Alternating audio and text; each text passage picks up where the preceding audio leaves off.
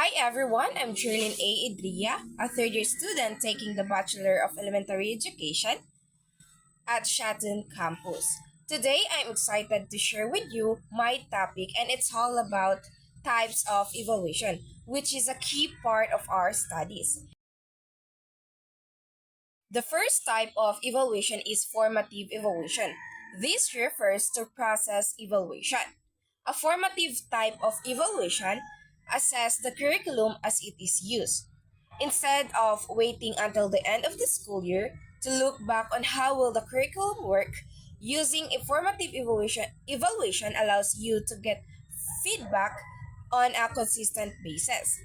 This examines how a program or project is being implemented to ensure everything is going planned and to identify areas of improvement.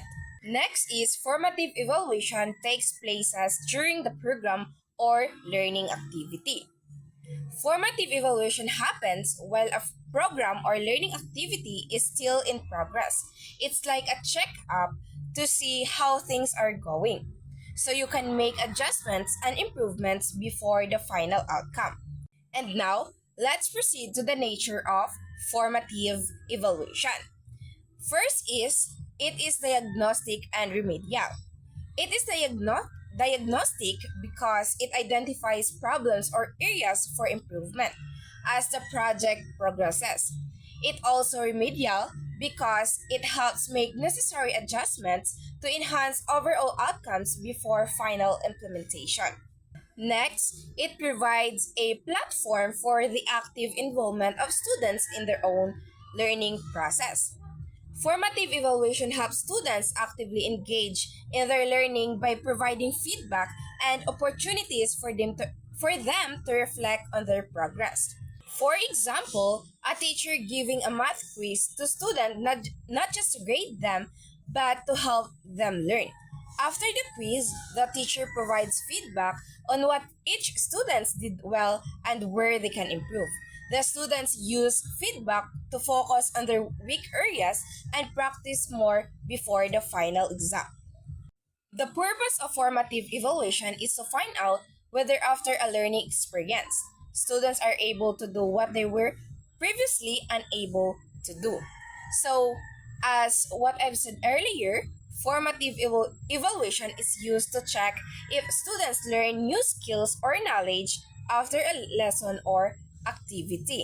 For example, after a math lesson on solving equations, a teacher might give students a quiz with similar problems to see if they can apply the new methods. If the students solve their problems correctly, it shows their grasp the lesson. If not, the teacher can provide additional support. Now, let's move forward to the second types of evaluation, which is summative evaluation. This refers to product evaluation. Unlike formative evaluations that take place on a consistent basis, giving ongoing feedback, the summative type is done at the end of the course or school year, or through standardized assessment testing.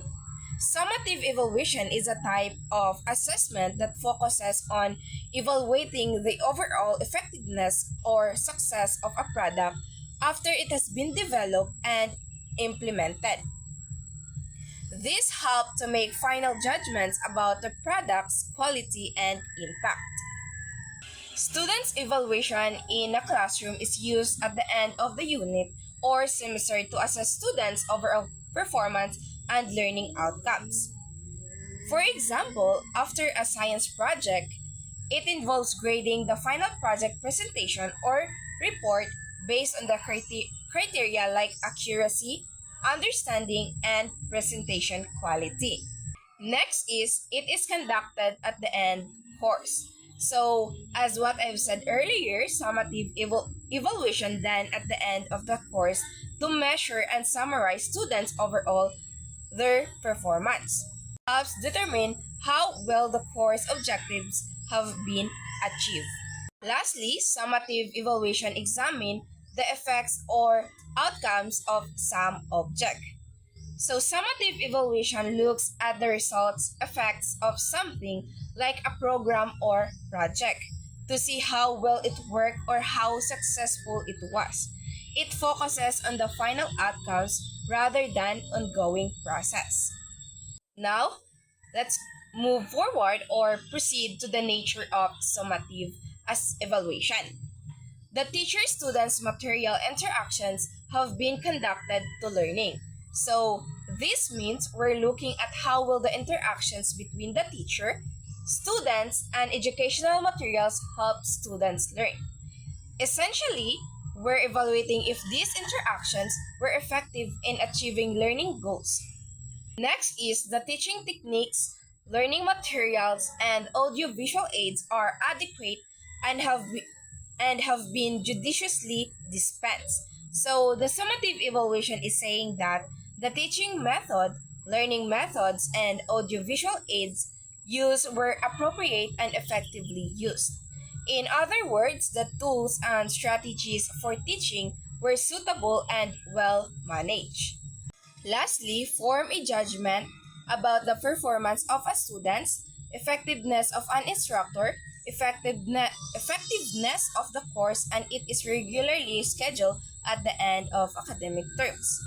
It assesses students' performance based on understanding and engagement, the instructor's effectiveness on teaching skills and support, and the course effectiveness on its structure and outcome. This helps assess how well the course and teaching methods work and provides insight for improvements. For example, students engage in hands-on experiment related to the presentation and discuss their findings in small groups. The teacher provides timely feedback and additional resources to help deepen their understanding. So this contributes positively to their learning experience. All guys, thanks for watching. God bless you.